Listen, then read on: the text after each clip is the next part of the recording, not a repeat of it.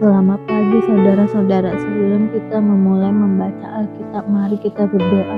Terima kasih Bapa, kami bersyukur pagi ini bisa bangun dengan tubuh yang sehat tanpa kurang apapun.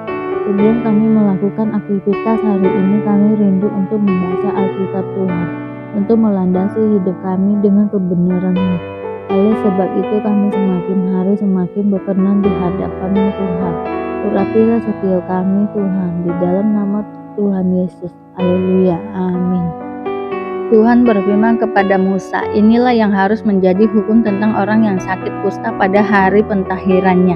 Ia harus dibawa kepada imam, dan imam harus pergi keluar perkemahan. Kalau menurut pemeriksaan imam penyakit kusta itu telah sembuh daripadanya, maka imam harus memerintahkan supaya bagi orang yang akan ditahirkan itu diambil 2 ekor burung yang hidup dan yang tidak haram, juga kayu aras, kain kirmiji dan hisop. Imam harus memerintahkan supaya burung yang seekor disembelih di atas belanga tanah berisi air mengalir. Tetapi burung yang masih hidup haruslah diambilnya bersama-sama dengan kayu aras, kain kirmiji dan hisop. Lalu bersama-sama dengan burung itu semuanya harus dicelupkannya ke dalam darah burung yang sudah disembelih di atas air mengalir itu. Kemudian ia harus memercik 7 kali kepada orang yang akan ditahirkan dari kusta itu, dan dengan demikian mentahirkan dia. Lalu burung yang hidup itu haruslah dilepaskannya ke padang. Orang yang akan ditahirkan itu haruslah mencuci pakaiannya, mencukur seluruh rambutnya, dan membasuh tubuhnya dengan air, maka ia menjadi tahir. Sesudah itu ia boleh masuk ke dalam perkemahan, tetapi harus tinggal di luar kemahnya sendiri 7 hari lamanya. Maka pada hari yang ke-7 ia harus mencukur seluruh rambutnya, rambut kepala, janggut, alis, bahkan segala bulunya harus dicukur. Pakaiannya dicuci dan tubuhnya dibasuh dengan air, maka ia menjadi tahir. Pada hari yang ke-8 ia harus mengambil 2 ekor domba jantan yang tidak bercela, dan 1 ekor domba betina berumur 1 tahun yang tidak bercela, dan 3/10 eva tepung yang terbaik diolah dengan minyak sebagai korban sajian, serta 1 log minyak. Imam yang melakukan pentahiran itu harus menempatkan orang yang akan ditahirkan bersama-sama dengan persembahannya di hadapan Tuhan di depan pintu kemah pertemuan. Dan ia harus mengambil domba jantan yang 1 ekor dan mempersembahkannya sebagai tebusan salah bersama-sama dengan minyak yang 1 log itu. Dan ia harus mempersembahkannya sebagai persembahan unjukan di hadapan Tuhan. Domba jantan itu harus disembelihnya di tempat orang menyembelih korban penghapus dosa dan korban bakaran di tempat kudus, karena korban penebus salah. Begitu juga korban penghapus dosa adalah bagian imam, itulah yang bagian maha kudus. Imam harus mengambil sedikit dari darah tebusan salah itu dan harus membubuhnya pada cuping telinga kanan dan orang yang akan ditahirkan, dan pada ibu jari tangan kanan, dan pada ibu jari kaki kanan. Imam harus mengambil sedikit dari minyak yang 1 log itu dan menuangkannya ke telapak tangan kiri imam sendiri. Ia harus mencelupkan jari kanannya ke dalam minyak yang di telapak tangan kirinya itu, dan sedikit dari minyak itu haruslah dipercikannya dengan jarinya 7 kali di hadapan Tuhan. Dari minyak selebihnya imam harus membubuk sedikit pada cuping telinga kanan orang itu, pada ibu jari tangan kanannya, dan pada ibu jari kaki kanannya, di tempat mana darah tebusan salah dibubuhkan. Dan apa yang ditinggal dari minyak itu harus dibubuhnya pada kepala orang yang akan ditahirkan. Dengan demikian imam mengadakan pendamaian bagi orang itu di hadapan Tuhan. Imam harus mempersembahkan korban penghapus dosa, dan dengan demikian mengadakan pendamaian bagi orang yang akan ditahirkan dari kenajisan, dan sesudah itu ia harus menyembelih korban bakaran. Kemudian imam harus mempersembahkan korban bakaran dan korban sajian di atas mezbah. Dengan demikian imam mengadakan pendamaian bagi orang itu, maka ia menjadi tahir. Tetapi jikalau orang itu miskin dan tidak mampu, ia harus mengambil domba jantan 1 ekor saja sebagai tebusan salah untuk persembahan unjukan, supaya diadakan pendamaian bagi orang itu. Juga 1/10 eva tepung yang terbaik diolah dengan minyak untuk korban sajian, dan 1 log minyak. Dan lagi 2 ekor burung tekukur atau 2 ekor burung merpati sekadar kemampuannya. Yang seekor harus menjadi korban penghapus dosa dan yang seekor lagi menjadi korban bakaran. Pada hari yang ke-8 dia harus membawa semuanya untuk pentahirannya kepada imam.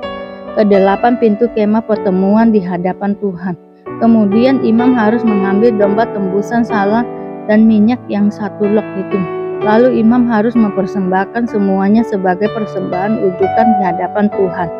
Ia harus menyembelih domba tebusan salah dan imam harus mengambil sedikit dari darah tebusan salah itu dan membubuhnya pada cuping telinga kanan orang itu dan pada ibu jari tangan kanan dan ibu jari kaki kanannya. Dan imam harus menuang sedikit dari minyak itu ke telapak tangan kirinya sendiri. Lalu sedikit dari minyak itu haruslah dipercikkan oleh imam dengan jari kanannya 7 kali di hadapan Tuhan. Kemudian imam harus membubuh sedikit dari minyak itu pada cuping telinga kanan dari orang yang akan ditahirkan pada ibu jari tangan kanannya dan pada ibu jari kaki kanannya di tempat mana dibubuhi darah tebusan salah itu. Dan minyak selebihnya haruslah dibubuhnya pada kepala orang yang akan ditahirkan, supaya diadakan pendamaian bagi orang itu di hadapan Tuhan. Lalu ia harus mempersembahkan seekor dari kedua burung tekukur atau anak burung merpati yang dibawa orang itu sekadar kemampuannya, yang seekor sebagai korban penghapus dosa dan yang seekor lagi sebagai korban bakaran di samping korban sajian. Dengan demikian imam mengadakan pendamaian bagi orang yang akan ditahirkan di hadapan Tuhan. Itulah hukum tentang pentahiran seorang yang kena kusta yang tidak mampu. Tuhan berfirman kepada Musa dan Harun, apabila kamu masuk ke tanah Kanaan yang akan kuberikan kepadamu menjadi milikmu, dan aku mendatangkan tanda kusta di sebuah rumah di negeri milikmu itu, maka pemilik rumah itu harus datang memberitahukannya kepada imam, ada kelihatan seperti tanda kusta di rumahku. Maka imam harus memerintahkan supaya rumah itu dikosongkan sebelum ia datang memeriksa tanda kusta itu, supaya jangan menjadi najis segala yang ada di dalam rumah itu, dan sesudah itu barulah imam datang untuk memeriksanya. Kalau menurut pemeriksaannya tanda pada dinding rumah itu merupakan lekuk-lekuk yang kehijau-hijauan atau kemerah-merahan warnanya yang kelihatannya lebih dalam dari permukaan dinding itu, imam harus keluar dari rumah itu, lalu berdiri di depan pintu rumah dan menutup rumah itu 7 hari lamanya. Pada hari yang ke-7 imam harus datang kembali. Kalau menurut pemeriksaannya tanda kusta itu meluas pada dinding rumah, maka imam harus memerintahkan supaya orang mengukit batu-batu yang kena tanda itu dan membuangnya keluar kota ke suatu tempat yang najis. Dan ia harus mengikis rumah itu sebelah dalam berkeliling, dan kikisan lapa itu haruslah ditumpahkan keluar kota ke suatu tempat yang najis. Dan orang harus mengambil batu-batu lain, lalu memasangnya sebagai pengganti batu-batu tadi, dan harus mengambil lepa lain dan melepa rumah itu. Tetapi jikalau tanda itu timbul lagi di dalam rumah itu, sesudah batu-batunya diungkit dan sesudah rumah itu dikikis, bahkan sesudah dilepa lagi. Dan kalau imam datang dan menurut pemeriksaannya tanda itu meluas di dalam rumah, maka kusta ganaslah yang di dalam rumah itu dan rumah itu najis. Rumah itu haruslah dirombak, yakni batunya, kayunya, dan segala lepa rumah itu. Lalu dibawa semuanya keluar kota ke suatu tempat yang najis. Dan orang yang masuk ke dalam rumah itu selama rumah itu ditutup menjadi najis sampai matahari terbenam. Dan orang yang tidur di dalam rumah itu haruslah mencuci pakaiannya. Demikian juga orang yang makan di dalam rumah itu haruslah mencuci pakaian. Tetapi jikalau imam datang dan menurut pemeriksaan tanda itu tidak meluas di dalam rumah itu sesudah dilepa, maka imam harus menyatakan rumah itu tahir karena tanda itu telah hilang. Kemudian untuk menyucikan rumah itu haruslah ia mengambil 2 ekor burung, kayu aras, kain kirmiji, dan hisop. Burung yang seekor haruslah disembelihnya di atas belengah tanah berisi air mengalir. Lalu ia harus mengambil kayu aras dan hisop, kain kirmiji, dan burung yang masih hidup itu, dan mencelupkan semuanya ke dalam darah burung yang sudah disembeli dan ke dalam air mengalir itu. Kemudian ia harus memercik kepada rumah itu 7 kali. Dengan demikian ia harus menyucikan rumah itu dengan darah burung, air mengalir, burung yang hidup, kayu aras, hisop, dan kain kirmiji. Dan burung yang hidup itu harus dilepaskannya keluar kota ke padang. Dengan demikian ia mengadakan pendamaian bagi rumah itu, maka rumah itu menjadi tahir. Itulah hukum tentang setiap penyakit kusta, kudis kepala, tentang kusta pada pakaian dan rumah, tentang bengkak, bintil-bintil, dan panah, untuk memberi petunjuk dalam hal najis atau dalam hal tahir. Itulah hukum tentang kusta. Yesus memberi makan 4.000 orang. Pada waktu itu ada pula orang banyak di situ yang besar jumlahnya, dan karena mereka tidak mempunyai makanan, Yesus memanggil murid-muridnya dan berkata, "Hatiku tergerak oleh belas kasihan kepada orang banyak ini. Sudah 3 hari mereka mengikuti aku dan mereka tidak mempunyai makanan. Dan jika mereka kusuruh pulang ke rumahnya dengan lapar, mereka akan terlebah di jalan, sebab ada yang datang dari jauh." Murid-muridnya menjawab, "Bagaimana di tempat yang sunyi ini orang dapat memberi makan roti sampai kenyang?" Yesus bertanya kepada mereka, "Berapa roti ada padamu?" Jawab mereka, 7. Lalu ia menyuruh orang banyak itu duduk di tanah. Sesudah itu ia mengambil ke-7 roti itu, mengucap syukur, memecah-mecahkannya dan memberikannya kepada murid-muridnya untuk dibagi-bagikan, dan mereka memberikannya kepada orang banyak. Mereka juga mempunyai beberapa ikan, dan sesudah mengucap berkat atasnya, ia menyuruh supaya ikan itu juga dibagi-baginya, dan mereka makan sampai kenyang. Kemudian orang mengumpulkan potongan-potongan roti yang sisa sebanyak 7 bakul. Mereka itu ada kira-kira 4.000 orang. Lalu Yesus menyuruh mereka pulang.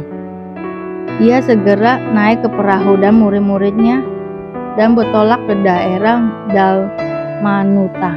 Orang Farisi meminta tanda. Lalu muncullah orang-orang Farisi dan bersoal jawab dengan Yesus untuk mencobai dia. Mereka meminta daripadanya suatu tanda dari sorga. Maka mengeluhlah ia dalam hatinya dan berkata, "Mengapa angkatan ini meminta tanda? Aku berkata kepadamu, sesungguhnya kepada angkatan ini sekali-kali tidak akan diberi tanda." Ia meninggalkan mereka. Ia naik pula ke perahu dan bertolak ke seberang, tentang ragi orang Farisi dan ragi Herodes. Kemudian ternyata murid-murid Yesus lupa membawa roti, hanya sebuah saja yang ada pada mereka dalam perahu. Lalu Yesus memperingatkan mereka, katanya, "Berjaga-jagalah dan awaslah terhadap ragi orang Farisi dan ragi Herodes." Maka mereka berpikir-pikir dan seorang berkata kepada yang lain, "Itu dikatakannya karena kita tidak mempunyai roti." Dan ketika Yesus mengetahui apa yang mereka perbincangkan, ia berkata, "Mengapa kamu memperbincangkan soal tidak ada roti? Belum juga kamu paham dan mengerti? Telah degilkah hatimu? Kamu mempunyai mata, tidakkah kamu melihat, dan kamu mempunyai telinga? Tidakkah kamu mendengar? Tidakkah kamu ingat lagi? Pada waktu aku memecah-mecahkan 5 roti untuk 5.000 orang itu, berapa bakul penuh potongan-potongan roti kamu kumpulkan?" Jawab mereka, 12 bakul. Dan pada waktu 7 roti untuk 4.000 orang itu, berapa bakul penuh potongan-potongan roti kamu kumpulkan? Jawab mereka, 7 bakul. Lalu katanya kepada mereka, "Masihkah kamu belum mengerti?" Terima kasih Bapa untuk hari ini, sehingga kami dapat membaca Alkitab-Mu Tuhan. Mari doa Bapa kami. Bapa kami yang di surga, dikuduskanlah nama-Mu, datanglah kerajaan-Mu, jadilah kehendak-Mu di bumi seperti di surga. Berikanlah kami pada hari ini makanan kami yang secukupnya, dan ampunilah kami akan kesalahan kami, seperti kami juga mengampuni orang yang bersalah kepada kami. Dan janganlah membawa kami ke dalam pencobaan, tetapi lepaskanlah kami daripada yang jahat, karena Engkau-lah yang mempunyai kerajaan dan kuasa dan kemuliaan sampai selama-lamanya. Terima kasih Bapa. Kami selalu bersyukur atas apapun Tuhan berikan hidup kami. Engkau tidak pernah meninggalkan kami ya Bapa. Hidup kami akan senantiasa berkecukupan di dalam-Mu. Di dalam nama Tuhan Yesus kami berdoa dan mengucap syukur. Amin, amin, amin. Tuhan Yesus memberkati.